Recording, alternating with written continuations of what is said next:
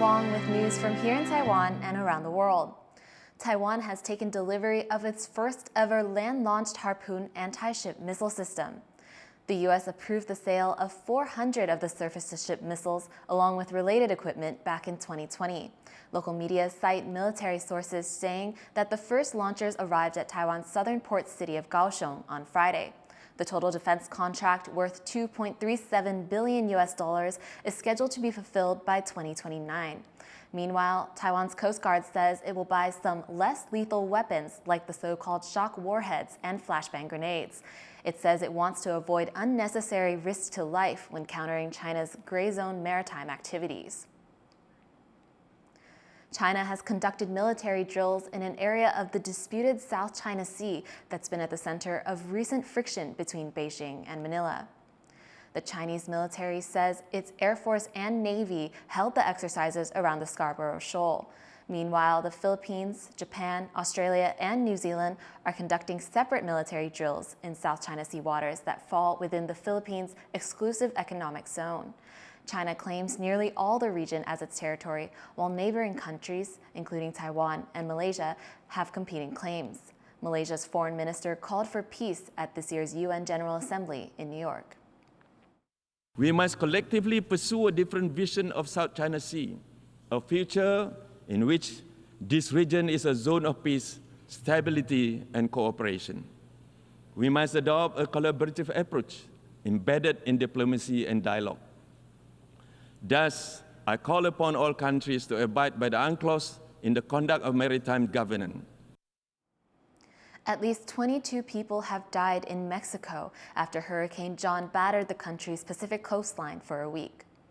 The storm lashed one of Mexico's poorest states with torrential rain, causing deadly floods and mudslides. The tropical storm had strengthened to a Category 3 hurricane before making landfall early last week. It then weakened again, but continued to bring heavy rains to the southwest coast. A Category 5 storm hit the same region last year, killing over 50 people. In Nepal, at least 66 people have died and dozens more are still missing after heavy monsoon rains across South Asia. Some areas saw over 30 centimeters of rainfall in one day. Authorities say most rivers in the country have burst their banks, causing landslides and blocking roads. Weather forecasters say a low-pressure system has prolonged the monsoon season. Nepalese authorities report that over 250 people have died since the monsoon season began in June. A hydroelectric dam on an eastern Taiwan river may finally begin construction soon. The project has been dormant for decades, but some of the indigenous communities that live along the river say it should stay that way. They fear it could threaten their livelihoods and way of life. Chris Gorin reports. Rice farmer Luzgav Sunavan has lived in this village in eastern Taiwan all his life. He's part of the indigenous Bunun people, who rely on this land and the adjoining river for their livelihood. But he's worried that may now be under threat. 太平村、太平部落对我们整个部落来讲是主要是灌溉用水，对我们比较重要的地方。那这些水道就没有灌溉用的一些水，那这些水道就会枯萎而死，而且这些农作物，包含水田或其他的农作物都是我们赖以为生主要的收入的来源。The Fengping River, one of the last remaining free-flowing rivers in the country, is facing a change. A hydroelectric dam project that has been dormant for decades may finally be built here, generating enough clean energy to power 55,000 households per year. The proposed dam project would use a diversion-type system, where the elevation difference between the water's entry and exit points would run a turbine, affecting at least 2 indigenous villages between these 2 points in the river, Dao Sai and Da Vila. For those in these communities, the river not only provides irrigation, but is also central to their culture, as the location is used for hunting and important celebrations. 尤其像原住民打猎，真的是文化的一种嘛，我们很多，比如说有结婚啦，有丧事啦，过年啦，总是还是会上去走一走嘛。然后加上如果他在那边工作的时候，那附近的这个动物啊不见了。Daosai village sits just 5 meters above the riverbed, which means the risk of flood is high. The town actually prepares to evacuate whenever rainfall reaches above 300 millimeters. Opponents of the power plant fear that if the new dams were to ever break, the flooding in the village would be disastrous. And it's aggravating residents' concerns in this area so prone to earthquakes. 那我们今天疑虑说，万一溃堤了，损害到我们的财产、生命的时候，请问你要不要给我们一个担保嘛？对不对？没有啊，没有，从来没有过承诺。他的承诺是说，一定没有问题。赞成一票，不赞成一票，不赞成一票。The project was approved by the communities through a vote in 2022, but many feel the process was not entirely democratic.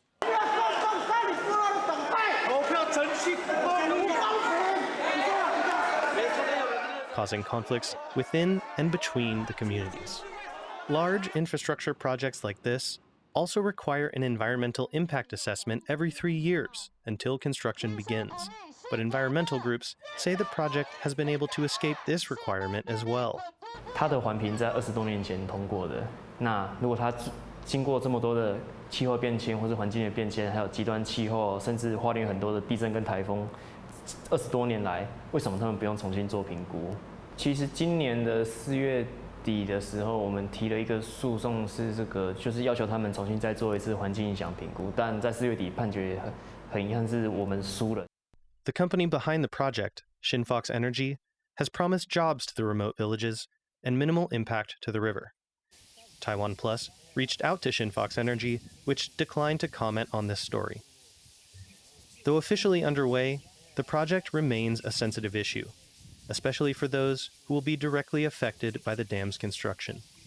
Just like Taiwan's last free-flowing river, the residents here find themselves caught between losing their way of life and the country's green energy goals. Justin Wu and Chris Gorin for TaiwanPlus. Taiwan was once known as the Butterfly Kingdom due to the country being home to more butterfly species than many others.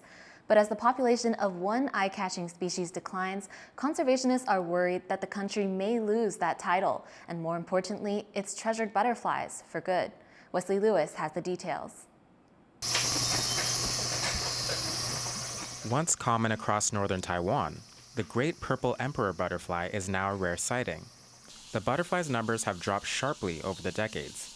Faced with the insect's potential extinction, conservationists have been working to monitor the vulnerable butterfly species. But its natural habitat has made those efforts challenging. 基本上就是那种很浓密的森林，所以大紫蛱蝶在这些浓密的森林里面，怎么样去求偶，怎样去交配，怎样去产卵，其实都很难观察。 Taiwan is often called the Butterfly Kingdom, as the country is home to over 400 butterfly species. But in the 1980s, commercial collection of butterflies became a lucrative business in the country. Collectors would trade packaged specimens and merchandise made of wing clippings, fueling an international trade that would decimate the populations of various butterfly species, including the great purple emperor, coveted for its rare color. 我们只能根据前人的观察，当年一天观察141只，那现在一天只能观察10只、20只。 你就知道它确实变少了嘛 ，OK， 但是没有很精确的数字啊，这个蛮可惜的。What's more, human development and urbanization in northern Taiwan has further harmed the species with large-scale habitat destruction. 日本时代最早在台湾发现台湾的这个蝴蝶的时候啊，连万华都有，你知道吗？新店、万华都有，所以显然就是我们这边的那个都市化，把那个适合的环境给破坏。 The great purple emperor only lays eggs on hackberry trees, meaning their habitats are extremely limited. And as climate change and rising temperatures push the species to move to higher altitudes for cooler breeding grounds, conservationists worry that the butterflies might not find hackberry trees there. 到处都有破树，它为什么不用？显然它是被这边的温度跟湿度圈住了。不过现在环境开始慢慢暖化之后，它们必须要赶快往上跑。 那现在就会面临到一个问题啦，现在就是你树木有没有办法适应到那么快往上跑。 It's not just Taiwan's Great Purple Emperor that's facing an existential threat. Results of the UK's annual Big Butterfly Count have shown the lowest numbers in the survey's 14-year history, which scientists say signals a larger environmental crisis. We've got about 20,000 species of insects in the UK. The butterflies are just the largest, most visible, most easily identified ones. So when their populations are crashing, that should really be a big wake-up call that something is seriously wrong with the state of our environment. In response to the troubling survey results, conservationists in the UK have called on the government to ban pesticides that are harmful to local butterfly species. And here in Taiwan, conservationists are working to keep a close eye on wild populations of the Great Purple Emperor, while also introducing educational initiatives in schools about the importance of ecological preservation. The hope is that these conservation efforts can restore the Great Purple Emperor population and help the species return to its former glory in the butterfly kingdom. Scott Wong and Wesley Lewis for TaiwanPlus.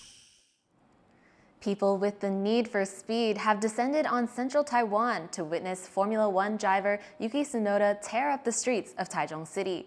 Reporter Sandy Chi was there. The Red Bull Showrun Taichung has drawn huge crowds to this street in central Taiwan to witness a spectacle of raw automotive power. This is the first time such an event is being held in the country, after being hosted in other cities around the world, including Tokyo, Washington, and Prague.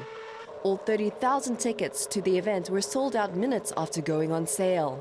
听得会鸡皮疙瘩，就是在比赛看那么久，然后第一次看到实体车，然后出现在台湾，是很难得的机会。 And people without tickets gathered outside the venue to try to get a glimpse of the event, bringing the total number of spectators to over 60,000. 没有抢到票就经过了，就进来看一下这样。The Red Bull Showrun brought the entire F1 Red Bull racing team to Taichung, including 24-year-old driver Yuki Tsunoda. Red Bull believes he could be the first Japanese driver to win a World Championship Grand Prix. Tsunoda showed off his skills using the 2012 F1 champion car known as RB8, but it was his first time behind that vehicle's wheel, and he spent some time getting used to it. In terms of setup, yeah, to be honest, as long as the car goes forward, I'm happy. Yesterday we checked the seat position, everything, because I'm quite short, so it's hard to reach the pedal. So we put a lot of pads behind myself, so make sure I can fit into make sure I can reach the throttle. Before hitting the road, the racer joked about accidentally breaking the law. The one thing I have to worry about is probably speed camera. I saw this speed camera middle of the road. I hope I don't have to pay, or I don't want to go to jail. So hopefully everything is switched off. Tsunoda wowed the audience in Taiwan with tricks like tire burnouts and donuts. On the last lap, the excitement peaked when the vehicle overheated and burst into flames. Fortunately, staff quickly stepped in to extinguish the fire. Red Bull says this is common at F1 races, but the crowd in Taiwan had never seen it before. Alongside the spectacle, visitors also had the chance to get a closer look at a racing legend. Behind me, it is the Oracle Red Bull Racing RB19. It is one of the most dominant cars in the history of Formula One championships. This icon here has won 21 races out of 22 it has competed in. And for F1 fans here, to see the champ up close is a whole new experience. It's huge. It's such a scary looking car. It has so much aura to it. Seeing it up close is just wow. Really taking it all in is crazy. The short show in Taichung was not an official Formula One race, but the event marks an important milestone for the city as it tries to raise its profile on the international stage. Justin Wu, Ryan Wu, and Sandy Chi for TaiwanPlus. Thanks for watching What's Up Taiwan. Finally, get your cat ears on and come along to Comic-Con Africa. Johannesburg is holding its annual pop culture and gaming festival for the 6th time this weekend. I'm Tiffany Wong. Take care and see you next time.